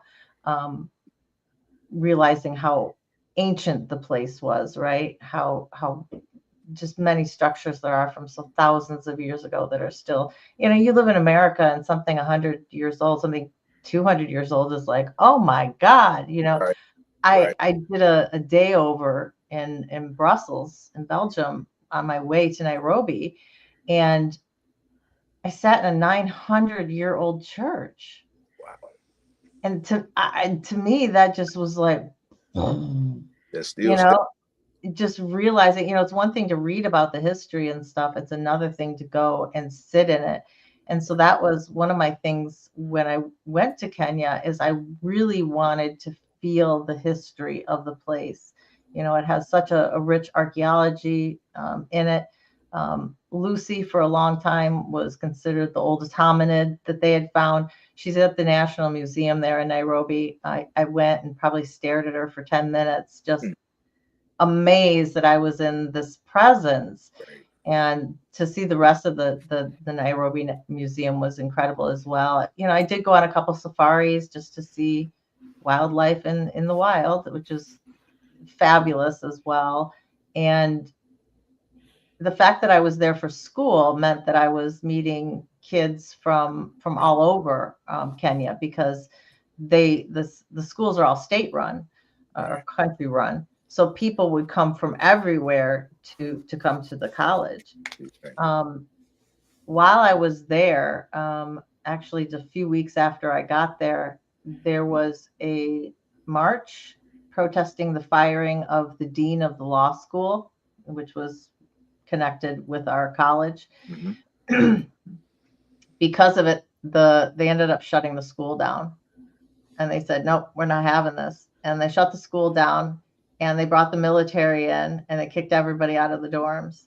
So I came back from class with a notice on my dorm that said, you must be out by 3 p.m. We will be sweeping rooms. Wow. So it was stuff together and get your butt out. And then you've got all these foreign students going, okay, everybody else has to go home. And we're like, what are we doing? Right. So they kind of shifted us here and there because they didn't want to lose our hard dollars. You know, I mean, right. Our money was still good for them. So they kind of shifted us here, and we ended up the medical school campus for a little while. And we went on some field trips basically. And so I got to see a lot of the country that way. We went to the Taita Hills, and you know, people who live in what you think of in rural Africa, you know, type of compound huts, things, you know, they're much farmers. And got to spend some time with them, got to go to the Mombasa on the coast and see how different that is. And then took a bus ride back from Mombasa to Nairobi. And it's really not that far of a distance. We could probably make it in a couple hours on a car, depending. The terrain isn't that great because their infrastructure suffers a lot, but it was an 8-hour bus ride. And when I say bus, I mean this was like an old school bus. Right. So I loved every minute that I was there. Just seeing people, how they viewed things. I was there in 92. So that was when Bill Clinton got elected, I think, and was there during the election. You know, went to a little party there for the election, but seeing other people. But they ended up, their president at the time was trying to go for another term, and he legally wasn't really able to. I think that might have been the next one. I think he was legal when it was there. But he was actually, his son got caught bringing guns over the border from Uganda because he was trying to create civil strife, you know, so he would be more candidate on his side. You know, if everybody else is divided, you know, I'm going to stand. So it got to kind of a ticky point, and Somalia was really not doing well at that point in time. Black Hawk Down happened you know, around the same time that I was there and stuff. So I ended up coming back probably a couple months early just because of all the strife that was going through with that. But I met some amazing people, and just getting into the African culture and the food, and I loved every minute of it. I'd go back in a heart. Speaking of the African culture, especially when it relates to young ladies, some of the things that they do traditionally and culturally in your daily podcast is looked at to an outsider as sexual abuse. Am I right? Am I right? Or abuse? Am I right or wrong? I would say sexual assault. We kind of use that as an umbrella. So I'm sorry. Some of the things that they do when they become women, how they are in some countries on the continent, and some how they are. It's like when they come to the States, a lot of the women that I've experienced as far as being at work are getting abused because their husbands are like, oh, she got here and got Americanized, you know? I mean, basically in my country, this is the way we do things, and we don't do, you know, those things don't happen here. So how are you, do you have a lot of people from other countries in your group? Have you had that experience? We do have a lot of people from other countries, mainly North America, so Mexico, Canada, US, a lot of Western Europeans. One of my subs was from South Africa. She just moved this year to Ireland, so she's in there, but she's born and raised in South Africa her entire life. Australia. I don't think I've had anybody outside of that. So I haven't noticed anybody who's identified themselves as from an African country. Although with the Women Changing the World Global Awards, I connected with a lot of people from various African countries.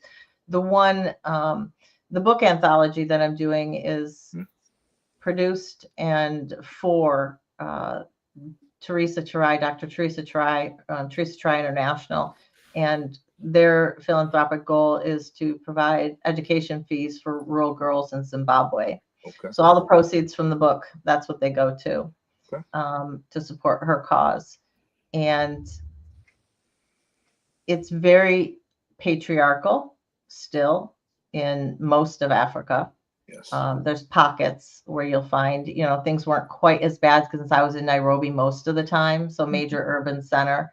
But you definitely still saw it. And I decided to do, because our college experience was kind of interrupted, we were basically said, do a project, pick something to do, you know, whatever, just go do something, right? I met up with a woman who opened the first rape crisis center for the country in Nairobi. And I decided to do a project where I compared, I was there in 92. So I did 92, 82, 72, and 62. So I did every 10 years. And I took a glimpse into sexual assault cases and the convictions that were done and what kind of sentences were they given. And to see the progression, or really lack thereof, actually, and taking it seriously. And some of that is changing. It has been changing over the past 20 years as the older guard of judges retires, and you've got, you know, some new people in. But when you have that sort of patriarchy that is imprinted, you know, and taught generation after generation after generation, that change gets difficult. And they're still fighting for more serious sentences for sexual assault, to have domestic violence be recognized. To my knowledge, they don't have, like, battered women's syndrome is, you know, not an acceptable excuse, or say, you know, a justifiable homicide or something like that. You know, just kind of have our struggles as to where we were going through in really like the 50s and 60s. So they're definitely behind us.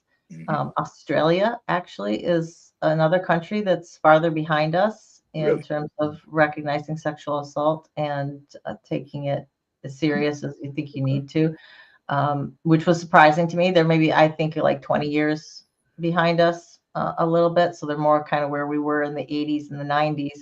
They're getting there, but they still got a ways to go. Yeah, I look at my son since he just went through school and kind of what he was taught, and things are changing. Okay. And I think that they are teaching not only, our generation, it was stranger danger, stranger Right. danger. There was nothing about trauma. There was no mental health concerns. Now they're teaching you not only my body, my choice, but Right. I need to be healthy myself. My brain needs to be healthy. I need to be thinking good things, because anybody who suffered trauma, no matter if it's big T or little t trauma, you try and put it into the back of your mind and compartmentalize it. And you may not consciously think about it then on a daily basis, but the effects of that trauma and how it affected you is still leaking out. It's still affecting how you interact with other people. It's still affecting how you think about different situations. It's still informing your behavior to a large degree. And this is what people don't realize. They're like, no, I dealt with it. I put it away. That's not dealing with it. And what you said was so true. And I say this on my channel often. Words have power. And if you've never told anybody, tell the frickin' wall. Right. Don't have to tell the mirror. Don't even have to look at yourself, but speak it out loud. Journaling is great, and a lot of people find a lot of grounding from journaling, and, can be very soothing. But there's something about speaking your truth out loud, speaking your words, naming it, identifying it, saying what it is, that makes it real. Yes. It makes it much more real than if you had never said it out loud, because people may have true trauma, but they don't identify it as such. They're like, I didn't have the greatest childhood. Yeah, my dad always yelled at me. Yeah, my mom wasn't there a whole lot. Well, guess what? You suffered childhood neglect or something. This is trauma, people, and so getting people to realize that different situations that they might not even thought of in those terms, go, maybe that's why I do what I do these days. You have to ask yourself sometimes, when like you said, it always leaks out into your life, whatever that is, whatever your trauma was, whatever your thing was. But I go back to saying, what we resist only persists. So when something comes to you, or someone has an effect on you, or just something they do, just ticks you off, so to speak, or you go into fight, flight, or freeze, whatever the effect is, a lot of times you have to ask yourself, if you're being honest with yourself, and I know that's tough for a lot of people to do, why does this person have this effect on me? What is it about this person that just drives me nuts? And if you say that, well, if I say that, then I'll get to, sometimes they may exhibit a behavior that I don't like about myself, that I've been dealing with, and I might resent them for the fact that, you ought to fix your mess like I'm trying to fix my mess. I'm trying to fix my mess. I don't have time to fix your mess too. And then some of it is, people just need to, it's okay. Because everybody's trying to figure it out. No one has all of the answers, so back to your community, the fact that you can get people and have those discussions, that's just pretty cool. So that's awesome. So now, Mac, and good conversation. I'm going back and forth. So, what do you say to a person who, I guess they come into you and they say they don't have anywhere to go, so that's why they stay.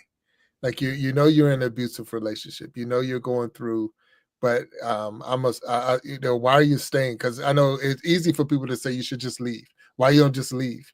But it's like, so do you run into that, or have you ran into that where it's like, I go back because I have nowhere else to go? So, and maybe that's the answer. I don't know, but I'm just, I'm throwing a question out there. Well, I haven't had anybody come to me who was in that situation, but I certainly have many members of the community who have been in that situation. and have made it out. And to anybody who ever says, well, why don't you just leave? Well, actually, the 24 hours after a woman or a person leaves an abusive relationship is the most dangerous time for them physically, because if someone's going to come after them, they're going to track them down right away, right? And so that is the most dangerous time. So getting out of an abusive relationship is very difficult, because one of the hallmarks of the abuse creating that environment is isolation. Yes. Isolating you from your family, isolating you from your support system. It also encourages secrecy. So, if you don't have anybody to tell, nothing's going to come out.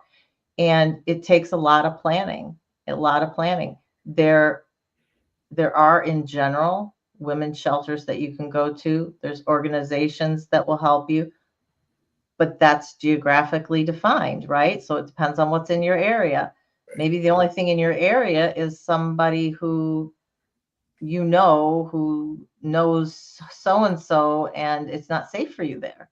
Yes. So that just means that you're looking for a safe place to land gets that much more difficult. Right.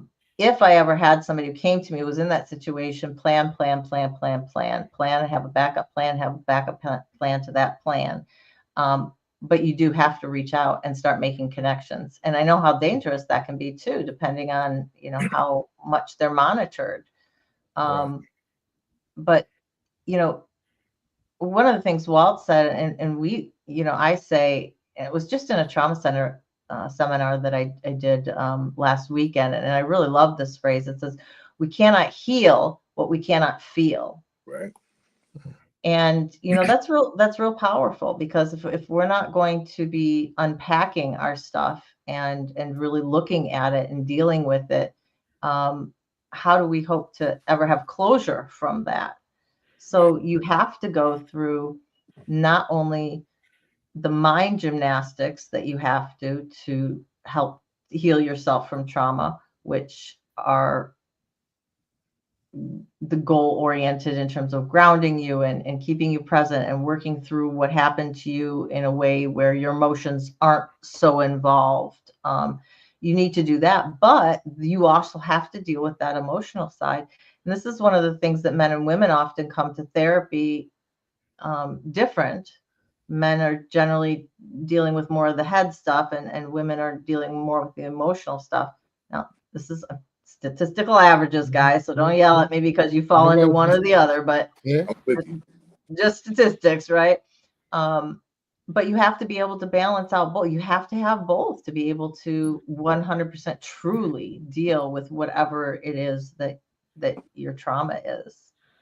Yeah, and then one of the things that you mentioned, and something I did when back in my pastoring days, we had safe homes, and because where we were located, where my church was maybe 45 minutes away from another church that had a safe home. So if something was to happen in that situation, we would just transfer them to the other location. So they would at least be that 45 minutes away.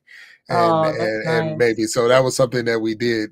We do. So as I'm sitting there thinking, as you was talking, I was like, I remember we had the safe homes, and that's what we did it just for that, because if you went to the house right next door, or you went to your next door neighbor, then you're dealing. And as my military days, I was a military police, and that was a lot of especially when they came back from deployments, the most domestic violence was when a soldier came back home. And all of a sudden, the money's not in the account. I've been gone for 6 months deployed and thought I was going to have this much when I got back, and it's gone. So it's like, or you come back thinking that I've been gone for 6 months, and, a lot has changed while you were gone. So this person that was at home with the kids or whatever had to function without you. So everybody's been functioning without you, and you come in like we're going to start right back where we left. And it's like a lot has changed. Yeah. So, not only with some people who come back with, my mom said my dad came back because they were together for a few years before he was drafted, and he came back, and mom said it was a noticeable difference. The anger, the rage, all the dealing. And, in 72, didn't screen people who came back from war for PTSD, right? It's not like it is now, which, their mental services still need a boost, but they're doing so much better. And they're even treating some of the soldiers with psilocybin, which is basically magic mushrooms, but therapeutic doses, and they're having tremendous success treating the PTSD with this. Yoga is another one for PTSD that you're finding that helps over 80% of the people who have tried it. Any soma body-based therapies are going to help a lot with PTSD. So there's definite help out there, but yeah, you come back, whether it's just your mindset as to what was going to be on at home, or just your mindset because you're coming back from combat. I have no doubt that you dealt with probably a lot of volatile situations. And it was, like I said, you knew when a unit was coming back home. So because it's like, okay, here come the phone calls. You got yourself ready. You put more people on the shifts and things like that, because it was just, and I remember the chaplain, because when I did my time, I was there for Somalia, and I did my time with the Kuwait.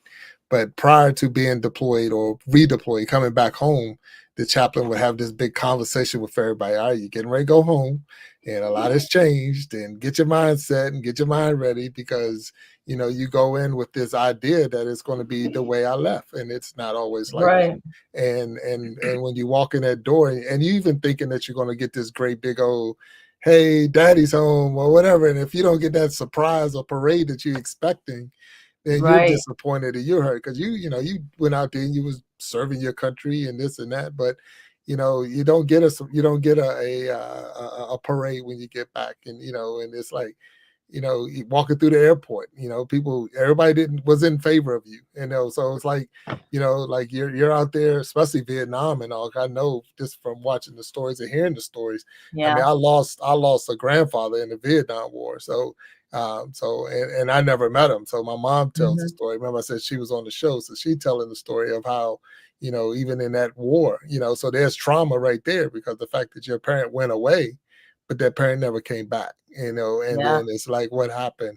And so it's like, what happened, but your life changed in that moment, your whole everything, and you have to now deal with the grief, and now you're taking on new roles, where you went from being just a child to now being the maybe the man of the house, or you're now taking on bigger roles that you didn't have just a day ago, or 2 days ago, or 3 days ago, and that's what that happens to a lot of people, especially with death and accidents or anything like that, because we take our marriage vows and we say it, to death do us part, and we for better or worse, it's sickness and health.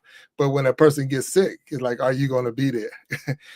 Like, yeah, it sounds good when you was healthy, but you're sick now. So, and that's what those things are, with that, again, that trauma and trying to survive through this situation and not beat yourself up as it was like you made the comment, I believe, that how can I call myself a survivor, because I didn't, like, you survived. You're here, you're here, you're talking about it now, you survived. But it's like, well, it wasn't a big one, so it really don't count. It's like it's like a competition, like where you had a real big, issue, so you really a survivor. I'm just a little survivor. Oh, trauma comparison is, the survivors are the best of it. It's like, oh, yours was so much worse than mine. It's like, it doesn't matter in terms of you and your healing.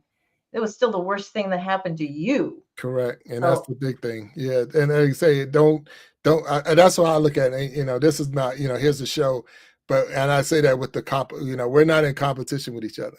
I'm not trying to say, well, man, what is Surviving Together doing? So I have to go check her channel out. So, cause she might got more subscribers than me or whatever. Like, and now I'm gonna change up. Well, I'm gonna start doing, but it's not a competition. And it's the same thing with the trauma that you go through in the situation. We're not saying, look at my scar, and it's guys more than anything do it. And Walker, you probably could contest. They'll show you, like, look at this scar here, and look at this right here, and this over here. And it's like, hey, but I got this. And they show those scars off, like, hey, I really got hurt over here. Like, that's that's not cool. It's like, who got the biggest scar there? Like, okay, like you said, you blew your back out. Like, oh, me too. Like, I got, and start talking about my surgery and this. Yeah. But it's like, I would trade that day or that pain with anybody. I would trade it. I wouldn't want to give it to anybody. It was a lot. And to the point, like I said, it changed my heart. To the point I wasn't the same person I was prior to the injury. And you had to deal with that thing because, again, people look at you on the outside and they're like, well, you okay? And why, what's wrong with you? And it's like, if you only knew what I was going through inside, if you only knew what my mind was telling me, and the battle that I had within myself, just to be there, to get on that field and get in that huddle and take the ball and run, or whatever I had to do. It's like, if you only knew. And people are like that with car accidents, fires. I was in a fire and burned off half my face. It took the longest time just to be around a grill. If somebody was lighting a grill, oh my God, that flash, I was like, and it's Trigger, like, man, boom. yeah, 100. So I'm in your, I'm already a subscriber, but now I'm gonna be like, I was subscribing for the wrong reason. Now and I'm really gonna be in there trying to make sure I let you know I'm surviving too, and I, on a constant trying to be in the right place at the right time and be there. And I'm not gonna say it was the wrong reason, but you know what I'm trying to say. No, it's the name now has a whole different meaning to me. And I know there's a safe place to go to share these things, not only on my show, but even I can go in and listen in your show and get the same. Absolutely. So I appreciate it. Definitely appreciate it. But we'll always, go ahead. Go ahead. No, go ahead. I was just gonna say, we'll always take time out. If I'm covering a particular subject, if somebody's like, hey guys, I'm really hurting today. I don't know what to do. I'm at a loss. We'll take time out to talk to you individually. It's not a situation where if I'm talking about sexual harassment and you don't have anything to say about sexual harassment, don't say anything in the chat. Absolutely not. Chat could be going off about something else, could be totally somewhere else, and I'm still doing my little spiel, which is fine. Because sometimes it's just connection that people need. They're not even connecting about their stories. They're just connecting about their days, and they've made friendships. And some people take these friendships off and they exchange phone numbers or Facebook information. A lot of us are isolated. Isolating ourselves as trauma survivors is a coping technique. Because if you don't have to deal with other people, the less you have to deal with, the easier it is, because you don't have to face what you're going through. Your behaviors don't have as much a chance to come out, but it's very harmful for us. And so even if you're just saying, I have internet friends, those friendships can be just as real and valuable as the ones that you have in person. And some of us, have got to the place where we're isolated and we don't have anybody who's next to us. COVID split a lot of us apart, and some people didn't really come back. I never went back to my workplace. We transitioned to mostly remote work. So I haven't been in the office since 2020. So that's very isolating. I don't have those people to talk to, anymore. So I rely on my community just as much. I have made some great friends, two women who I consider to be, the best of my friends, and absolutely blessed that I actually found my best friend in life, even though I was 50 years old at the time. And we've had a friendship for a few years, but really in this last 6 months, 7 months, we've just been there for him. So shout out to David. And if you ever see David on any of my lives, usually it would be a Laugh Saturday. First Saturday of every month is Laugh Saturday.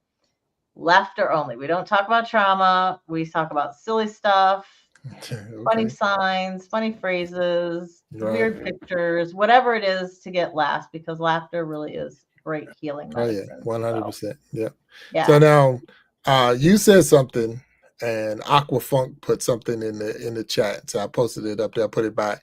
And COVID exposed a lot I know we look at the separation part, and we look at the, how a lot of people went, they're working from home, but the things that you were dealing with to go to work, the anxiety and a lot of other things that people were dealing with, that when COVID allowed you to do it from home, you didn't even realize you had the problems that you had until they told you had to go back. And It was like, wow, wait a minute. I didn't know I had that problem because it wasn't exposed. You wasn't away from it. So you did it and it became part of your norm. It was just the norm. I did it. But when you was told you couldn't go, and he's like, wait a minute, I got a piece and I'm doing this and I'm getting more done and that. All right, now you need to go back. Whoa, wait a minute, I don't want to go back. I can't go back. And then like what and then what like Aqua Funk is saying, when he stopped being a soldier, it's like, I'm not doing anything anymore. And a lot of people, especially when they retire, when they retire, and it's like, it's like I used to get up every day to do this, and now I'm not doing that. It's like, you're not. What are you doing with your life? What and you feel like you're unfulfilled, like I'm not doing anything, and that too can cause a stress and still be some type of trauma to you because you feel like absolutely. you're not doing your part. So yeah.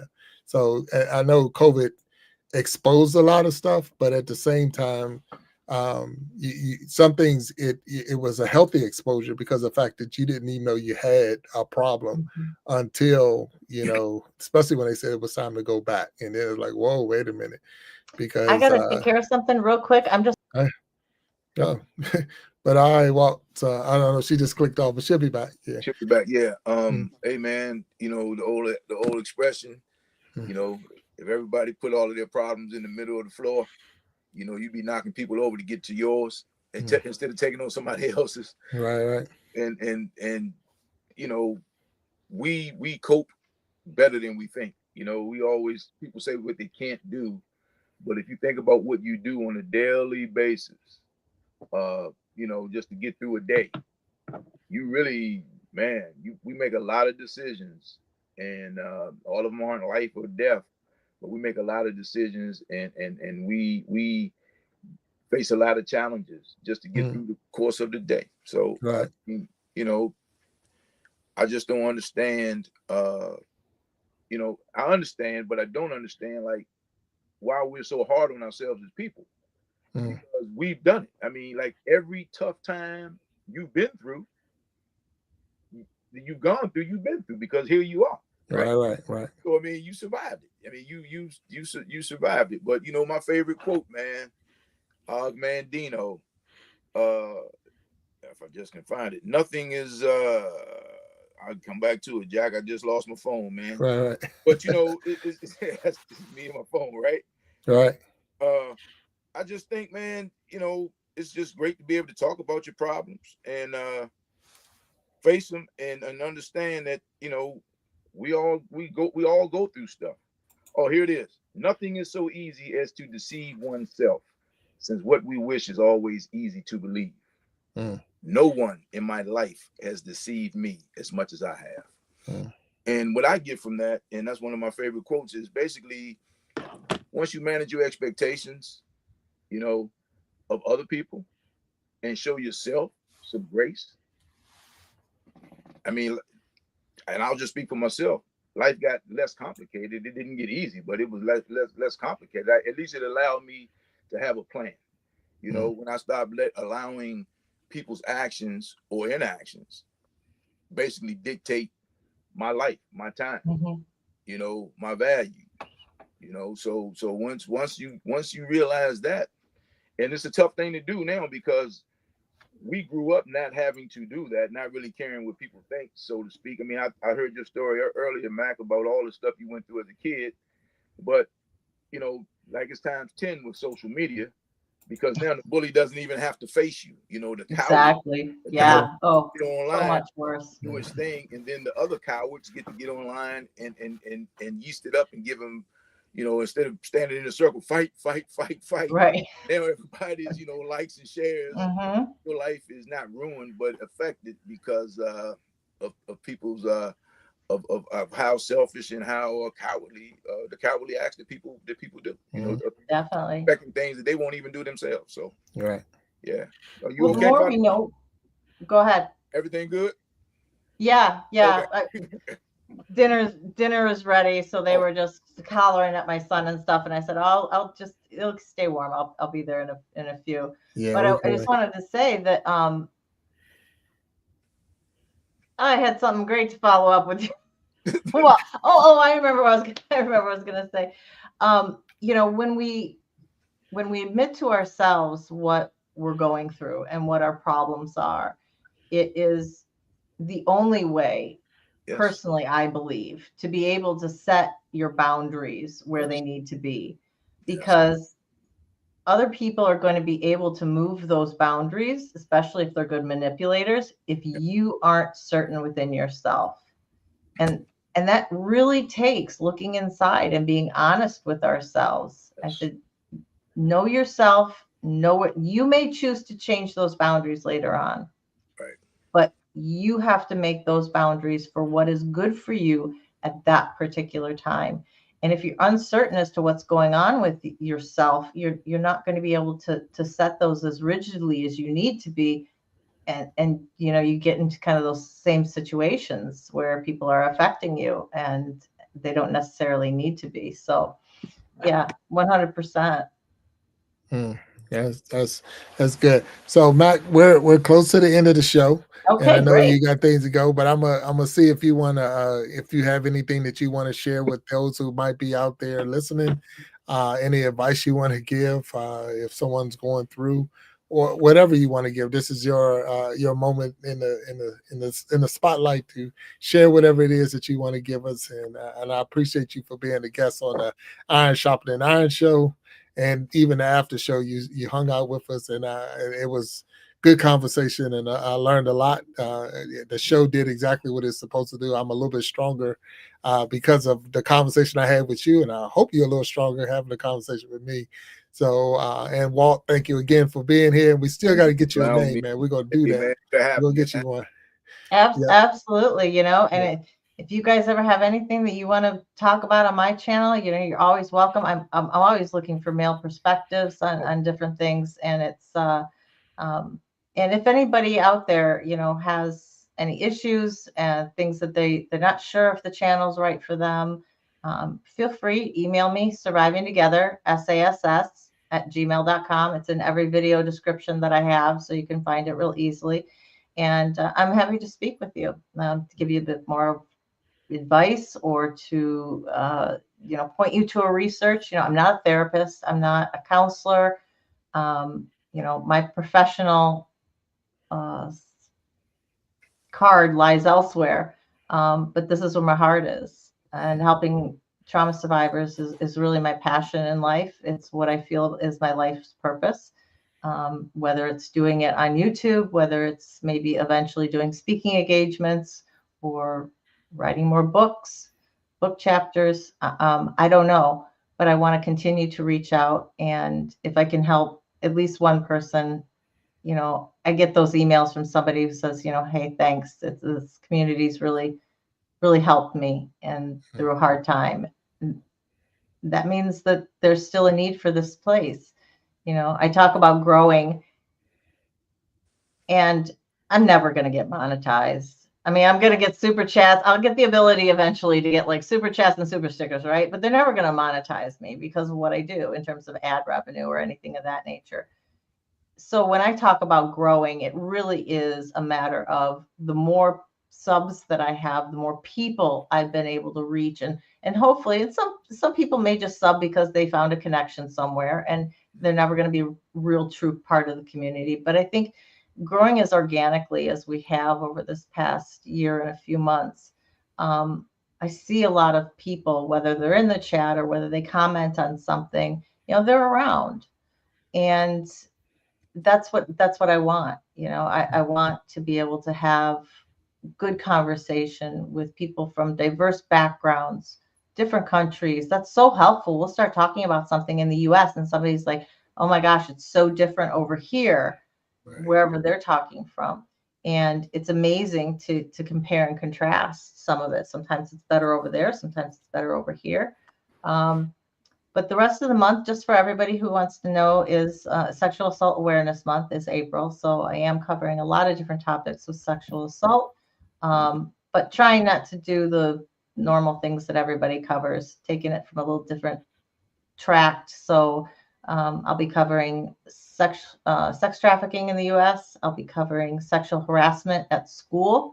So this is where you were going with the female teachers and the male students.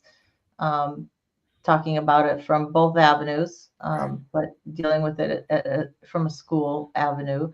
Also talking about bystander intervention. When do you step in? Right.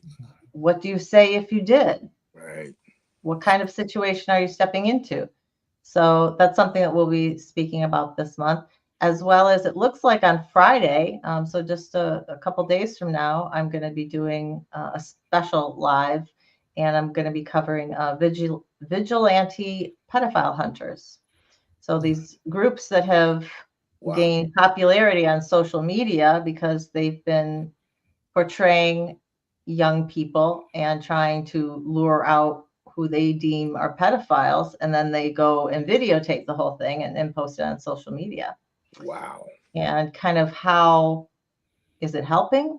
Is it hurting? What's been going on? There was a big article in the New York Times kind of doing an analysis of the last few years of these groups, and get some interesting things that have come out of this. So it should be a really interesting discussion. I'm going to post, I think I'm going to do it around 5 or 6-ish on Friday. So I'll post the time. I need to lock that in, but I'll post that pretty soon. So that should be a pretty hot conversation. Wow. So trying to do a bunch of different things, but, you know, still sticking true to the mission. But I don't want to be just an ordinary mental health or trauma channel, just talking about, you know, the things that everybody talks about. I want to try and look at some of this fringe stuff that we've been shining light on women's sexual assault for a long time now. And it's really had a good push. But now we've got some other areas that need to be worked on with female survivors, but of course, a lot with male survivors. So definitely going to try and get into a little bit of everything this year. Wow. All right, you got me. I'll be there to help you out as much as I can. And I definitely, truly thank you. Thank you for being a guest on. I really appreciate it. Oh, yeah, 100%. So we thank you for being a guest on the show and hanging with us on the after show. And this was awesome. So with that being said, anyone that's out there that's still listening and watching, I know they're out there and I appreciate it. Make sure you go over to Surviving Together and Mac's channel and show your support. And if you definitely need help, go over there and help out. And a lot of people are putting in the chat now, even Aquafunk that said I'm down to help. So there's people that's willing to help. That's the best way to get in touch with me is to email me, survivingtogether@sass@gmail.com, and I'd love to talk to you. Absolutely. So Mac, this was a blessing. I truly thank you. Thank you, Walt. You're the man. You. My pleasure. My pleasure. Thank you. I've learned a lot. So I check another box today. I learned something today that I didn't know when I woke up this morning. So thank you. There you go. Yeah. Thank you for and that's what it's all about. That's what it's all about. Yeah. So again, you know, this is the Grow and Glow Together community. I believe that we are stronger together, that if each one would just reach one, we can all grow and glow. But until next time, and it will be Sunday. So Easter Sunday will be our next episode. It'll be Easter Sunday, and I got Destined to Recover is going to be my guest. So looking forward to that. But I had a really good time today, Mac. Thank you again. And until next time, I want to tell everyone out there to stay blessed in peace. And I will see y'all the next time we come together. So until then, see you later. All right. Bye-bye. Thanks, Mac. Take care. Bye-bye.